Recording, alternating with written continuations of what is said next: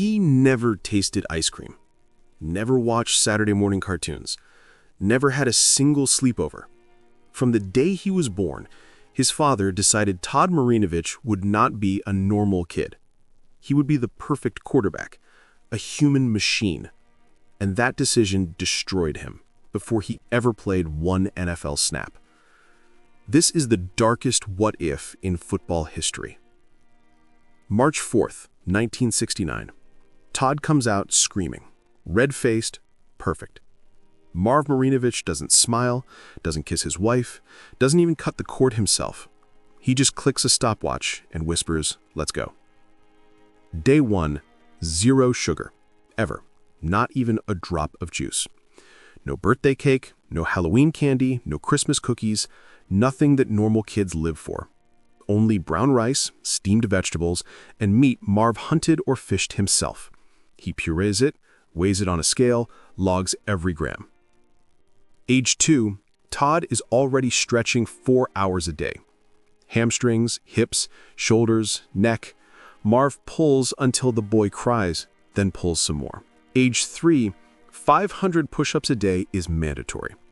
Marv sits on his tiny back like a human weight plate. If Todd collapses, Marv just says, again. Age 4, Todd grips footballs until the skin on his fingers splits and bleeds. Marv wipes the blood and makes him keep squeezing.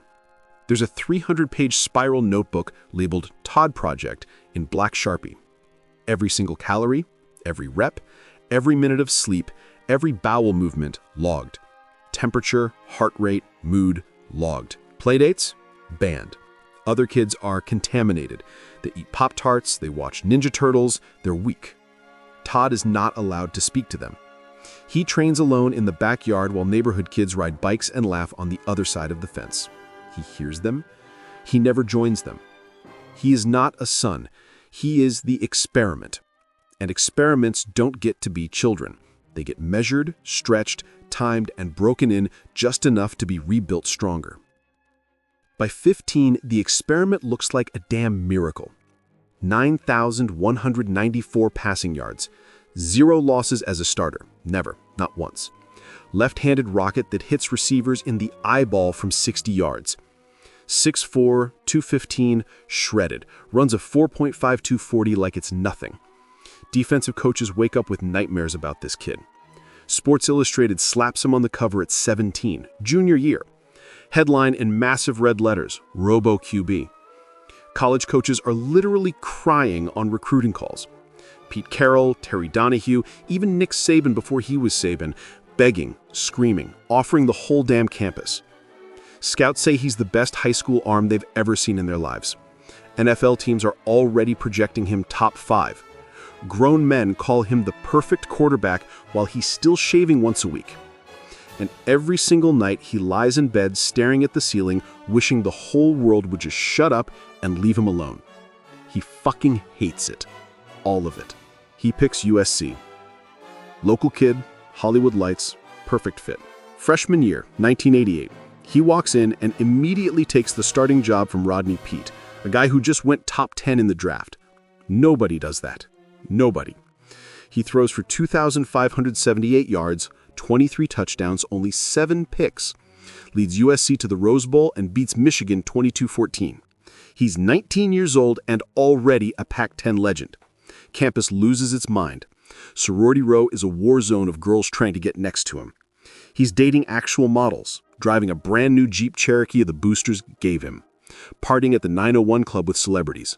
Life looks perfect from the outside. Absolutely perfect. Then the spring of '89 hits. Dad finally moves out of the dorm. Yes, Marv was literally living in the athletic dorm with him. For the first time in 20 years, nobody is watching 24/7. No curfew, no food log, no bedtime. Freedom hits Todd like a tidal wave. First, it's just weed to take the edge off. Then cocaine on weekends because it makes him feel invincible. Then one night, somebody puts heroin in front of him and says, "This is the real shit." He tries it, and for the first time in his life, every voice in his head shuts the fuck up. The pressure disappears. He's finally quiet inside. He's hooked instantly. Fall 1989. Cops pull him over near campus. They find a gram of coke, a loaded .25 handgun, and Todd higher than the space shuttle. Second arrest in 8 months. USC suspends him. He comes back, plays lights out again, until spring 1990. Another bust. This time it's heroin. USC says get out. 2 games before his senior year, they kick him off the team for good. The Robo QB didn't just blow a fuse. He ripped the whole circuit board out and set it on fire. Al Davis is straight up obsessed. He's 61 years old, half blind, chain smoking in the war room, watching Todd's tape on loop like it's porn. He tells his scouts, this lefty is the second coming of Stabler, but better. He trades a second-round pick to move up to number 24, first round, for a kid who hasn't played a down of senior ball. That never happens. Draft night, 1991. Radio City Hall. Commissioner tags the pick. With the 24th selection, the Los Angeles Raiders select Todd Marinovich, quarterback, USC. Crowd explodes. Al walks to the podium grinning like he just stole the Mona Lisa. He grabs the mic and says, word for word on live television, "This kid is the purest passer I have ever scouted in 40 years. He's going to win us multiple Super Bowls." They hand Todd a silver Super Bowl trophy as a signing gift. That same night in the Waldorf Astoria bathroom, Todd locks the door, dumps a fat line of cocaine right on top of the Lombardi, snorts it off the Vince Lombardi signature, and stares at himself in the mirror. Already higher than the fucking Empire State Building. He is already gone, and Al Davis never saw it coming. July 1991, rookie camp, Napa Valley. Todd rolls in 3 days late, driving a brand new Porsche 911 the dealership gave him for free. Eyes red, pupils like pinpricks. Jay Schroeder sees him and just laughs. This motherfucker is cooked already. First week, he throws 80-yard lasers on the run, back foot, no effort. Coaches are screaming, holy shit. Next morning, he's gone. Vanishes for 72 hours. They find him asleep in a Denny's bathroom in Oakland, needle still in his arm. He misses 19 meetings in the first month. Art Shell finds him $10K every time. Todd just laughs and says deducted from the signing bonus. 1991 season. He dresses for 8 games, starts exactly 1. Week 17, against the Chiefs. He comes in cold and throws for 243 yards, 3 TDs, and 4 picks. 1 pick 6 goes 95 yards the other way. Final stat line? Across 2 years, 8 touchdowns, 9 interceptions, 52% completion. That's it. Career over. 1992 camp, he shows up 35 pounds underweight, skin gray, shaking. Art Shell pulls him into the office and says, "Son, you're the most talented kid I've ever coached, and you're killing yourself." Todd looks at him dead-eyed and answers, "Good." Cut day, 1993. They release him at 23 years old. Black hole parking lot that night, Raiders fans have a full-on Jersey bonfire. Number 12 burning in a trash can while they chant, "Bust, bust, bust."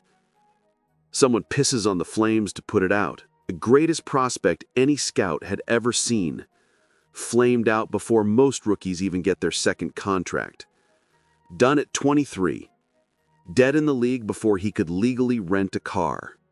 Now the mask is completely off. No more cameras, no more jerseys, no more Robo-QB bullshit. Just Todd and the needle. 1994 to 2018. 24 straight years of pure hell. He shoots heroin in the parking lot of the Home Depot he once got recruited in. He smokes crack in the same Newport Beach alleys where he used to sign autographs for little kids. When the dope gets too expensive, he switches to meth because it's cheaper and keeps him awake for 4-day runs. He rips copper pipe out of foreclosed houses at 3 a.m. with bolt cutters, sells it for $40, and is back in the trap house before sunrise. He sleeps wherever he passes out. Newport Beach sand with the tide licking his feet, back seat of a stolen Civic with the windows smashed out, public bathroom stalls in Balboa Park with his belt still tied around his arm. He overdoses so many times the paramedics know him by first name. They Narcan him on the 405 freeway off-ramp while cars honk and swerve. One time he dies for 4 minutes and 30 seconds. They bring him back. He wakes up pissed because they ruined his high. 2016, his teeth are rotting out, skin covered in abscess scars, 6'4" frame down to 165 pounds, ribs showing like a skeleton. Friends who haven't seen him in years walk past him on the street and don't recognize the ghost begging for change. August 2, 2018, the one that finally makes national news. Irvine police get a call. Naked man in a residential backyard screaming at the sky. They roll up and there's Todd, 48 years old, buck-ass naked, pupils blown, covered in dirt and blood, swinging a broken tree branch like a sword, howling at the full moon. In his left hand, a Walmart bag with 28 grams of crystal meth. He tries to fight the cops, takes 6 of them to get him in cuffs. Body cam leaks 2 days later. That video gets 8 million views on its own. Arrest number 17. He is 48 years old and looks 80. That night in the holding cell, he pisses himself and cries for the first time in years because he finally realizes the little boy who just wanted to eat ice cream and watch cartoons is never, ever coming back. Marv is 80 now. Skin like old leather, hands shaking from Parkinson's, voice barely above a whisper. He sits in his empty living room, same house he raised Todd in, surrounded by dusty trophies and faded photos of the boy who used to smile before the experiment started. He agrees to one final interview. No cameras in his face this time. Just one reporter, one microphone, one chair. He talks for 2 hours. Then he stops, looks straight into the lens. Tears start pouring like someone turned on a faucet. Big, messy, ugly crying. The kind that comes from 50 years too late. He cracks and says the sentence that ends the entire story. The sentence that will be clipped, quoted, and tattooed by strangers forever. I stole his childhood. I took every laugh, every candy bar, every lazy Saturday, every chance to just be a little boy, and I threw it in the trash because I thought it made him weak. I thought I was making a champion. I thought I was making something immortal. I didn't make a champion, I made a ghost. And that ghost has been haunting me every night since 1991. Drops the mic, sobs into his hands. The toughest man in football, broken forever by the monster he created. Arena League, 2000-2005. He shows up to the Los Angeles Avengers looking like a Greek god again. Cut, clean, eyes clear. First 3 games he throws 18 TDs, 0 picks.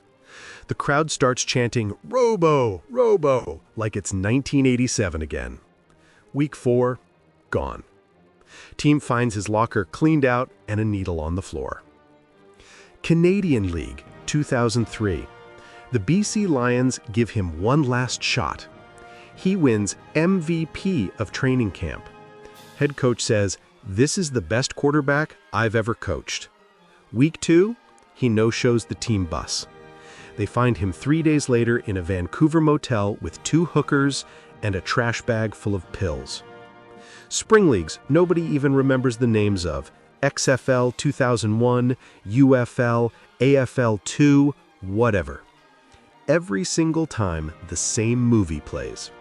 He walks in, jaws drop at the arm talent, highlights go viral for 72 hours, then the texts stop getting answered. Phone goes dead, locker empty. Relapse, rehab. Relapse, rehab.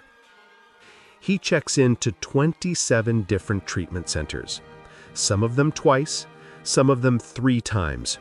He learns every counselor's life story, they all know his. He walks out 90 days clean with a chip in his pocket and a needle in his sock.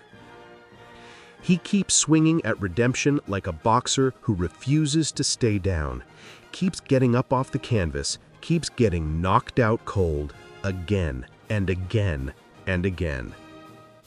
Todd is 55 now, clean since December 12, 2019. 1,800 plus days, the longest streak of his entire life. He counts every single one like a prisoner counting cracks in the wall. He lives in a tiny one-bedroom apartment in Costa Mesa. No flat screen, no trophies on the wall, no framed jerseys. Just a mattress on the floor, a $40 easel from Michael's, and stacks of canvases that look like nightmares exploded on them. Dark, violent, beautiful paintings. Skulls made of football leather. Little boys drowning in shoulder pads. Needles shaped like goalposts. Rich collectors in LA pay $5,000, $6,000, $7,000 for one piece. He signs them Marinovich in the corner like it's a curse word. He has a daughter now, born 2017. Big brown eyes, wild curly hair, laughs like the world is brand new. He calls her my only Super Bowl win. Every Saturday morning he coaches flag football for 7-year-olds. He shows up early, sets up the cones himself, wears the same gray hoodie every week. When practice ends, he dumps a Costco-sized bag of Skittles into a giant bowl, watches those kids lose their minds over the rainbow sugar rush.